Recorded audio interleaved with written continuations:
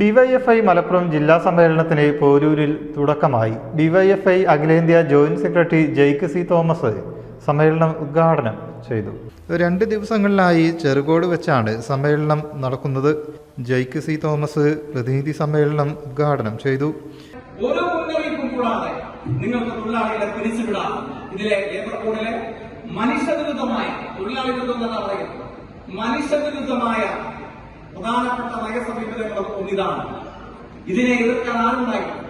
കേരളത്തിലെ ഭരിക്കുന്ന ഗവൺമെന്റിന് ഇതിനെ സംബന്ധിച്ചൊരു അഭിപ്രായമുണ്ട്. തെരഞ്ഞെടുക്കപ്പെട്ട മുഖ്യമന്ത്രി എത്രയോ ആഴ്ചകളായി ഈ വിഷയത്തിൽ മാത്രമല്ല ഇങ്ങനെ ഉയർന്നു വന്നിട്ടുള്ള ഏതെങ്കിലും ഒരു വിഷയത്തെ സംബന്ധിച്ച അഭിപ്രായം പറഞ്ഞു. അദ്ദേഹത്തിന്റെ സ്വന്തം ജില്ലയാണ് എറണാകുളം എന്ന് പറയുന്നത്.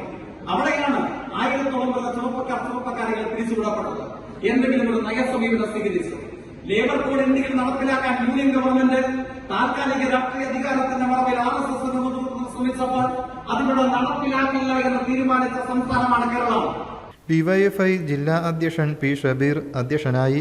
സംസ്ഥാന കമ്മിറ്റി അംഗം KP അനീഷ് രക്തസാക്ഷി പ്രമേയവും ജില്ലാ ജോയിന്റ് സെക്രട്ടറി C ഇല്യാസ് അനുശോചന പ്രമേയവും അവതരിപ്പിച്ചു. ഡിവൈഎഫ്ഐ സംസ്ഥാന സെക്രട്ടറി V വസീഫ്, സംസ്ഥാന ട്രഷറർ അരുൺ ബാബു, ഡിവൈഎഫ്ഐ കേന്ദ്ര കമ്മിറ്റി അംഗങ്ങളായ Greeshma Ajay Ghosh, M Shajar, M Vijin MLA തുടങ്ങിയവർ പങ്കെടുത്തു. News bureau, Malappuram. വീണ്ടും ഒരു മഹാ മിഡ് നൈറ്റ് സെയിലുമായി മയൂരി. ഏപ്രിലിനെ ഏറ്റവും വലിയ ചരിത്ര സംഭവമാക്കി മാറ്റാൻ 25 മുതൽ 5 ദിവസത്തേക്ക് കേരളത്തിലെ മുഴുവൻ മാർക്കറ്റിനെയും വെല്ലുവിളിച്ചുകൊണ്ട് വമ്പൻ വിലക്കുറവിന്റെ 5 ദിനരാത്രങ്ങൾ വരുന്നു.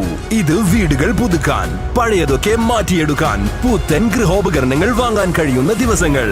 Furniture, electronics, digital and home appliances ഉപകരണങ്ങൾ വേറെ ആര് തരും ഈ വിലക്കുറവ്?